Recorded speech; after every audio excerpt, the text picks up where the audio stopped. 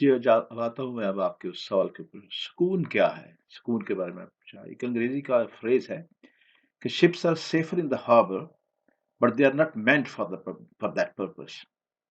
ये जहाज़ बंदरगाह में ज़्यादा महफूज़ रहते हैं, मगर जहाज़ इसलिए नहीं बनाए गए कि वो बंदरगाह में खड़े रहें।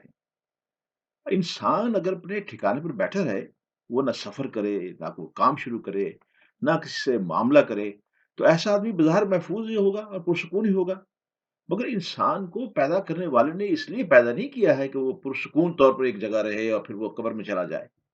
इंसान को तो इसलिए पैदा किया गया है, वो काम करे, वो दुनिया में एक ज़िंदगी की तामीर करे, इस मकसद के लिए उसको दुनिया के हंगामों में दाखिल होना पड़ेगा।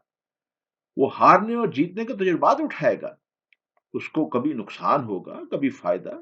इस किस्म के वाक़यात का पेश आना ऐन फ़ितरी है और ऐसे वाक़यात और हादिस का अंदेशा होने के बावजूद इंसान के लिए ये मतलूब है कि वो ज़िंदगी के समुद्र में दाखिल हो और अपनी जद्दोजहद में कमी ना करे।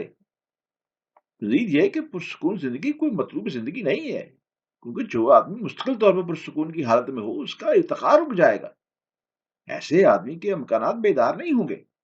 ऐसे आदमी की फ़ितरत में छुपे हुए खज़ाने बाहर आने का मौका नहीं पा सकेंगे वो तो। इसके बरक्स एक आदमी जब ज़िंदगी के तूफ़ान में दाखिल होता है, तो उसकी छुपी हुई सलाहियतें जाग उठती हैं। वो मामूली इंसान से ऊपर उठकर गैर मामूली इंसान बन जाता है। पहले अगर वो छोटा-सा बीज था, तो वो एक अज़ीमुश्शान दरख़्त बन जाता है। ज़िंदगी जद्दोजहद का नाम है। ज़िंदगी ये है कि आदमी मुकाबला करके आगे बढ़े। ज़िंदगी वो है जो सैलाब बन जाए, ना कि वो जो साहिल पे ठहरी रहे।